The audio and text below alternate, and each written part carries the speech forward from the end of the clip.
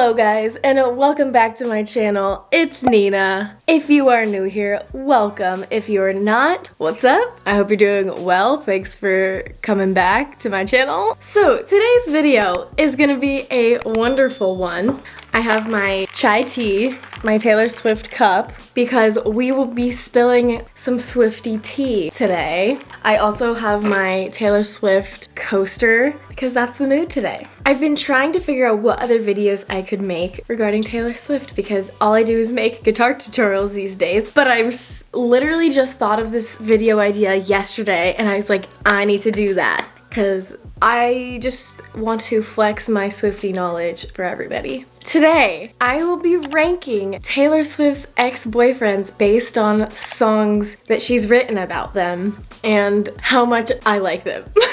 I was writing notes and I didn't really realize how many there are and also how much knowledge of them that I have. Little background, I have been a die-hard hardcore Swiftie since I'm gonna go 2012. I was always a Swiftie and Love Story was my jam back in the day, but I didn't go full Swiftie until high school. I can't quite put my finger on it, but I think it was Mean that really just sent me over the edge. And if you guys want to read, I actually wrote an entire creative nonfiction piece about my journey with Taylor Swift, so if you want to, you can go check that out on my website. I'll put the link in the description box below. Let's get into this video, shall we? So from my calculations, I'm only going to be ranking the boyfriends that are confirmed boyfriends, not rumored, not they dated for a month, but legit boyfriends who, have a timeline and I know that the songs are about them. And the way that I find out and how everybody really finds out, because Taylor Swift never overtly says who her songs are about most of the time. She leaves little clues, as you know, she has her secret messages in her songs and she has her little Easter eggs. So I will be ranking 8 of them. There could be that one-off song or whatever, but these are the most important ones, I think. Okay, shall we start with my number 8? So I'm ranking them from least favorite to favorite. Not favorite I like them as a person, but because of the content they gave us from their relationship favorite. Ringing in at the bottom at number 8 is Conor Kennedy. Now, she dated Conor Kennedy in the summer of 2012 before Red came out, from July to about October. And he really didn't have any songs about him. And I think it's because she was in between album cycles. She probably wrote songs about him, but he just didn't quite make it out there on the album. But there is one song that is connected to him, and that is Starlight. It's not about him, but it's about, I think, his grandma? It's about Ethel Kennedy. The secret message in Starlight is for Ethel. Starlight is a conceptual song. It's not about Taylor Swift, but it's about someone else's story that she heard. So it's about kind of the Kennedys. So, I mean, he gets number 8 because it's not really about him and he didn't really provide a lot of flavor to anything, really. And I kind of forget about him, but they were cute.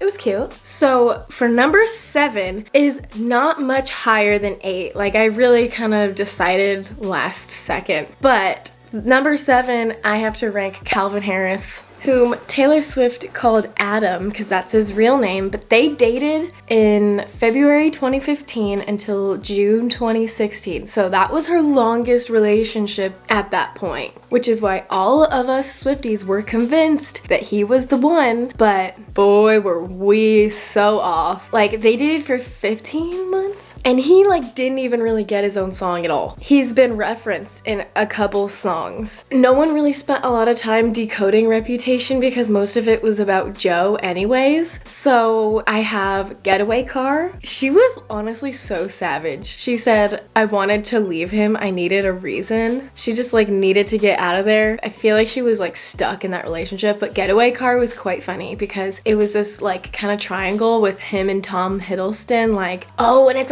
he was running after us. I was screaming, go, go, go. So she's running away with Tom Hiddleston and Calvin Harris is kind of get back here. That's that's kind of what I saw in my mind. But anyways, after all that, they broke up and not much was said. And then Taylor Swift came out and said that she actually wrote Calvin Harris's song, This Is What You Came For, which is a bop, by the way. And he was all mad and angry with her. And we were like, whatever. So, Getaway Car, great song. But here's the kicker. She wrote Better Man about Calvin Harris, and that song is so good. Even though she didn't sing it, it's Little Big Town's song. She wrote it, and when that song came out, everybody was like, oh, that's what happened. He could have been the one if he was a better man. And I don't know, that was just like the slowest, harshest burn. And I absolutely love that song. Anyways, Calvin Harris, you get number 7. You might have had that good song, Better Man, but you didn't make up for it in anything else. Okay, coming to number 6, who honestly was just, this relationship was just kind of a fever dream and like always confused me, but I just was like okay with it. Tom Hiddleston, which was her super fast rebound from Calvin Harris, started dating him in the same month that she broke up with Calvin Harris, and they dated from June to September 2016, but like also there was stuff going on with Joe at that time, so we still don't really know what that whole relationship was about. He didn't really get any songs,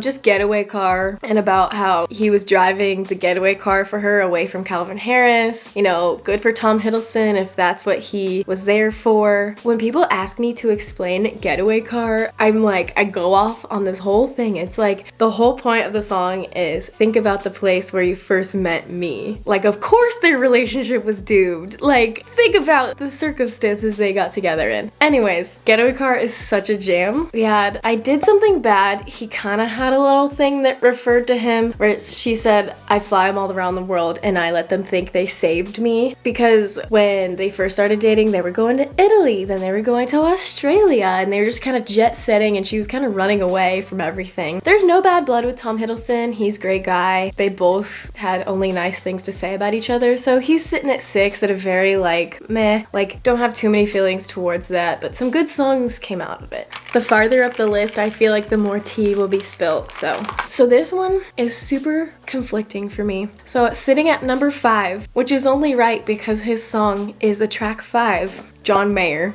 Now, I used to hate John Mayer's guts for what he did to Taylor Swift, like, so much, and like, rightfully so. He dated a 19-year-old when he was 31, which honestly never should have happened in the first place, but it did. And the problem is, for me, I love John Mayer's music. He's my second favorite, and I'm just...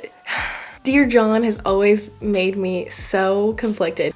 I think this is the most overt she can be without actually saying it, but Dear John, it's 6 minutes and 47 seconds of just like angry heartbreak, and it's so good. It's so good. The lyrics are so good, and she wrote the whole song by herself. And Dear John is number 5 on Speak Now. That just means it's super emotional. John Mayer also had this kind of unspoken dialogue. He wrote a song about her, she wrote a song about him. You know, that's just like what artists do when they date each other. Dear John, though, I think that's why he's so high, because Dear John is just such a great song, and the bridge and the fireworks on the concert, just yes. But not all the songs about him are bad. Like, we had Superman, which I think it's about him for sure, because the secret message in Dear John is loved you from the very first day, and those are the lyrics of Superman. So you just gotta connect the dots. It's a cute song, kind of desperate because she's just waiting for this Superman to come back. And then the other song that it's about John Mayer is Ours, and it's the cutest dang song ever. It's a little about like naive love and how she's just kind of like looking past all the red flags because she doesn't want to listen to people like tear them down. John Mayer is sitting at that position because even though he was pretty awful for dating a 19-year-old, she wrote some really great songs about it. Moving up the list, we've got sitting at number 4, which I have nothing bad to say about this at all. We have Taylor Lautner, and they dated August to December 2009. I think that's when they were filming Valentine's Day, which is so cute, and I watch that movie every year, and I'm just like, they were cute. Like, Taylor squared, like, that's cute. He gets a lot of credit because he seems to be the only ex that Taylor Swift wrote songs about that she kind of took the blame for it because it was her fault that it ended. Like, Back to December. Oh, it's so sad. It is so sad, and it is one of my favorite things. Also, the secret message in Back to December is Tay. Honestly, I still hold out hope that one day Taylor Squared will be reunited. But yeah, that's really cute because she finally is like, this is my fault. This is me standing here saying I'm sorry for that night. Another song I think's about him is called If This Was a Movie, and that's a bonus track on Speak Now. And it's just kind of about how Taylor Swift like pushed him around, but then she still expected him to like fight for her, and he was just kind of like, bye. Taylor Lautner, unbelievably unproblematic, gave us a great movie of the two of them. Oh, also, Today Was a Fairy Tale. I think that's written about him because there's a picture of her and him on a date, and the lyrics of the song is, I wore a dress, you wore a dark gray t-shirt, and there's a picture of them in those outfits. So cute. Anyways, love Taylor Lautner. That was a great time. And that's why he's in the middle of the pack. Now we're moving up to a little bit more problematic people, but also some of the best music that has come from Taylor Swift. Now this guy is problematic because he also had a fandom that came for the Swifties, Harry Styles. And some of the One Direction fans will still claim that this relationship was fake. And there's nothing you can convince them otherwise, even though they both write songs about each other. It's fine. So they dated October 2012 to January 2013. And the funniest thing ever is that people still think We Are Never Getting Back Together is about Harry Styles, even though the song came out right before they started dating. It just boggles me. So because of the time frame, right when Red came out, obviously 1989 was gonna be about Harry Styles. So they dated for like, what, 4 months or something? It didn't seem to be like super serious. They just kind of like messed around a bit, I feel like. There's still a lot of respect between them. Neither one has said anything bad about each other, but 1989 was like a great era. It was like so fun. All the songs were not like super heartbroken, but there was still like, this isn't gonna work, you know? Like Out of the Woods, that's like most notably about Harry Styles because she talks about like 20 stitches in the hospital room and they got into a snowmobile accident and that was him. And then the paper airplanes, they had the necklaces. They were never quite out of the woods. They couldn't figure it out. And so, yeah, that didn't work out. But the other thing is, Harry Styles wrote some songs that could be about Taylor Swift. The most notably is Perfect from One Direction's last ever album. And the best part is that Perfect, like, completely matches up with Style by Taylor Swift on 1989. They have the same tempo and, like, if you play the two songs at the same time, they are, like, basically the same song. It's insane. If you go search, like, Style Perfect mashup, it'll blow your mind. And in the bridge of Perfect, he says, if you're looking for someone to write your breakup songs about, I'm perfect. And I'm like, okay. Can you really say that's not about Taylor Swift? Like, anyways, so we love Harry. His music's great, unproblematic, no bad feelings towards him. I have also noticed that like half of these people are British, like more than half. Like think about it. I think we have 1, 2, 3, 4. And the person she's dating now is British. Taylor Swift just really likes those Brits. Can't say I blame her. Okay, so sitting at number 2, I had a really tough time deciding who I was gonna choose for the first and the second, but I decided to go with which one had like the biggest impact on her music. So we're sitting at number 2 and we have Joe Jonas, which I'm choosing this one for number 2 because the most character development happened after that relationship was over. She dated him in July of 2008 to like October. So not super long, but like it was her first like actual boyfriend, I think. And he is the only ex-boyfriend that has songs on 3 of Taylor Swift's albums: Fearless, Speak Now, and Red. And most people don't know this, but if you go through all the secret messages, you can connect those dots. On on Fearless, right before the album was set to come out, she added a song, Forever and Always, which was an angry song about Joe Jonas and how he lied and he just, you know, he said forever and always, but he didn't mean it. And then when we get to Speak Now, we get Last Kiss. And that song is one of the saddest ones she's ever written. I stand by that. It's so sad. It is one of the most played songs on my phone though, so take that however you would like. But it seems as though when she moved into Speak Now, she could finally kind of grieve the end of her relationship with him, and that song is super sad. Also, the intro is 27 seconds, which is how long the phone call was when he broke up with her. The secret message in Last Kiss is Forever and Always, which is why you know that it's about Joe Jonas. Because she publicly said that song was about Joe Jonas on Ellen when she literally like ripped him a new one on live TV. And then also he makes an appearance in Better Than Revenge because she talks about this girl who's trying to steal him away from her. And he happened to be dating an actress at the time. Taylor Swift says she's not what you think, she's an actress. So there's just that little detail. And then, this is surprising, I found this out later, but Holy Ground is actually about Joe Jonas on Red. The secret message is when you came to my show in SD. So apparently he came to the Speak Now tour in San Diego and she could see his face in the crowd and was like, and that is the part where she was singing Last Kiss. It just all is connected. But anyways, so she wrote this song, Holy Ground, and it was like, I see your face in every crowd, darling, it was good, never looking down. So it's just like, looking back on it, she was very thankful for the whole relationship, and now she gets why it didn't work out, and she can move on and be happy, and she's spinning like a girl in New York and having a good time. Anyways, love Holy Ground, great song. Just recently on Folklore, she had a little line in there that referenced him, and I just think this is the perfect full circle moment for that whole Joe Jonas Taylor Swift saga, because she says, cold was the steel of the axe to grind for the boys who broke my heart. Now I send their babies presents, and Joe Jonas just had a baby and Taylor Swift sent them a present, and it's just, we love that. I love that. So Joe Jonas gets a number 2 because he gave us a lot of content over the years for sure. Whew.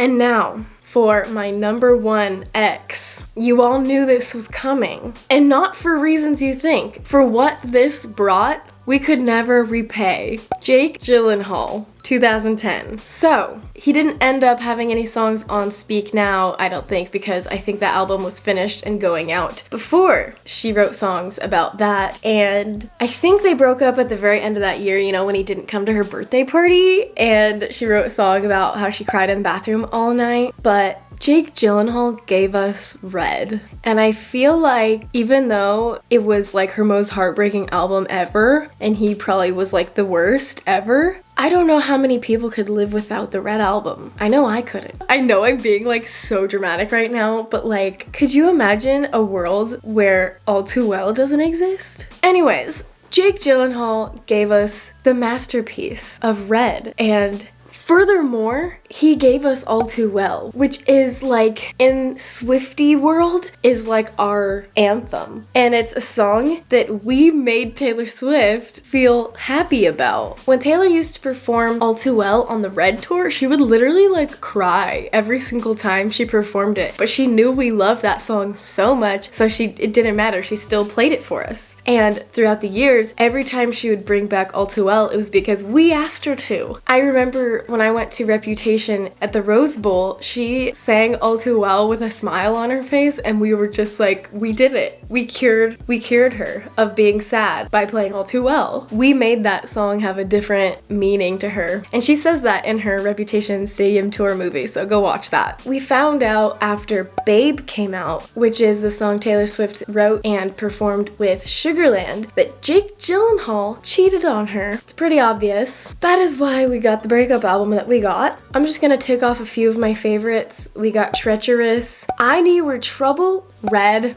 We Are Never Getting Back Together. That's a little problematic. Some people hate that song. but I still think it's iconic. And did anybody see the other day, Jake Gyllenhaal posted a picture. It was like a picture of him as a kid with glasses. And what did the Swifties do? Within minutes, they flooded his comment section with a lyric from All Too Well. We will never let him forget. Literally never. He will never forget. It's hilarious. They flooded his comment section with the lyric, used to be a little kid with glasses in a twin-size bed. Oh, so great. So great. But honestly, if I were to rate another number one, it would be Joe, because he's not an ex. And, you know, they've been dating since 2017, I think, and looks like that's gonna be the end game. No pun intended, but intended. Joe gave us, like, Reputation, Lover, and, you know, all the things. All of them. So, good for Joe. Love Joe Alwyn. And that is it for this video. If you don't agree with me, go ahead and comment down below. If you do agree with some of the things I said, also let me know. If you liked this video, give it a thumbs up. If you would like me to rank any other Taylor Swift songs, let me know.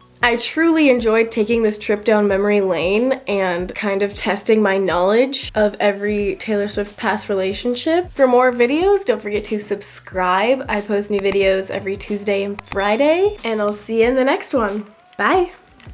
You know, Taylor Swift did have a lot of ex-boyfriends, but I feel like all of these are 10 years. That's less than one person a year. Let her live her life, guys. Or else you wouldn't have that song that you're listening to in the middle of the night because you can't get over somebody called out.